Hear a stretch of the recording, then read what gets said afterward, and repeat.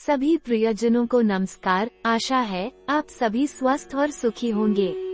आज मैं भगवान शिव से जुड़ी एक सच्ची कहानी सुना रही हूँ कि कैसे एक भक्त ने अपनी भक्ति से भगवान शिव को पाया।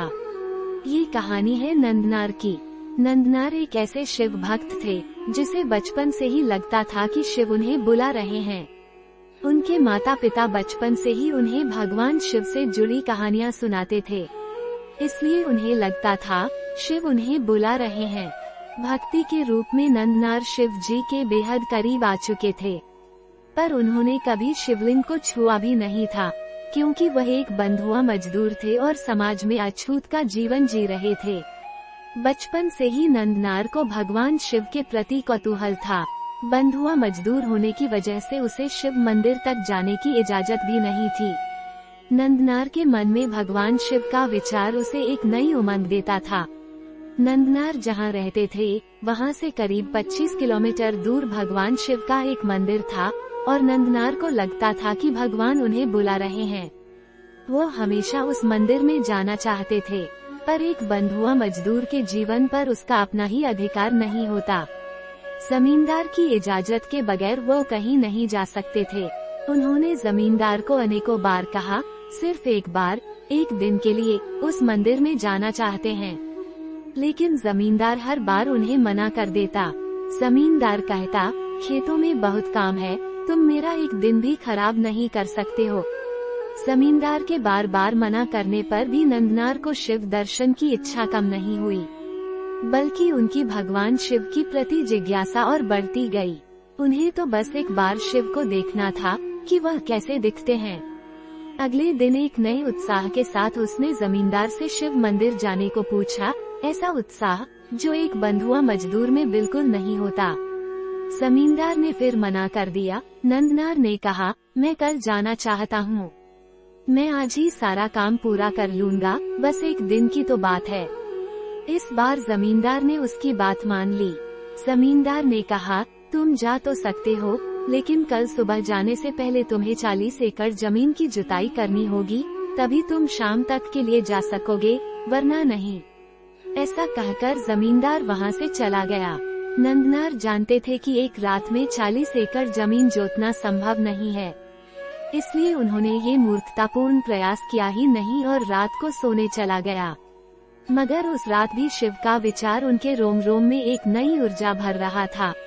उन्होंने सोचा कि कल चाहे कुछ भी हो, मंदिर तो जाना ही है। ऐसा सोचकर सो गया। सुबह जब नंदनार उठते हैं तो देखते हैं कि सारे गांव में हंगामा मच रहा है। शोर सुनकर नंदनार अपनी झोपड़ी से बाहर आते हैं तो ये देखकर हैरान रह जाते हैं कि सारी की सारी 40 एकड़ जमीन जुती पड़ी है। जमींदार ये सब देखकर हैरान था और वो नंदनार के पैरों में आ गिरा। उस गरीब मजदूर के साथ जो हो रहा था वह सब हैरान कर देने वाला था। सभी नियम टूट चुके थे, जमींदार मजदूर के पैरों में पड़ा था। सभी ये देखकर हैरान थे कि 40 एकड़ जमीन एक रात में किसने जोती है। उन्होंने इससे पहले इतना बड़ा चमत्कार कभी नहीं देखा था। सभी गांव वाले भी उसके चरणों में थे। सभी ने उसे कुछ न कुछ दिया, किसी ने भोजन तो किसी ने अनाज। सभी ने कहा, ये मंदिर जा रहे हैं, ईश्वर ने स्वयं इसे चुना है। स्वयं शिवजी ने आकर इसके लिए 40 एकड़ जमीन को जोता है। लोगों के अपार प्यार के साथ नंदनार आनंद भरे दिल से मंदिर की ओर बढ़ा और बहुत पैदल चलने के बाद वह आखिरकार मंदिर पहुंच ही गया। मगर मंदिर के बाहर खड़े हुए उसके आंखों में आंसू आ गए। सारा जीवन एक अछूत की तरह जीने के कारण वो भूला नहीं था कि मंदिर का पुजारी उसे आसानी से मंदिर के अंदर जाने नहीं देगा। नंदनार उदास और नीरस मन से वही मंदिर के बाहर खड़ा हो गया और बाहर से ही शिवलिंग को देखने की कोशिश करने लगा। फिर जो हुआ वो सुनकर आपके रोंगटे खड़े हो जाएंगे। प्रियजनों, शिवलिंग के ठीक सामने बैठा नंदी वहां से दूसरी ओर खिसक गया और नंदनार ने शिवजी का दर्शन किया। पत्थर का भारी नंदी एक ओर खिसक गया। ये देखकर वहां के पुजारी और बाकी लोग चकित रह गए। मंदिर के बाहर खड़ा गरीब मजदूर दोनों हाथ उठाए हर हर महादेव का जयकारा लगा रहा था। इस घटना के बाद उस गरीब मजदूर का नाम नंदनार पड़ा।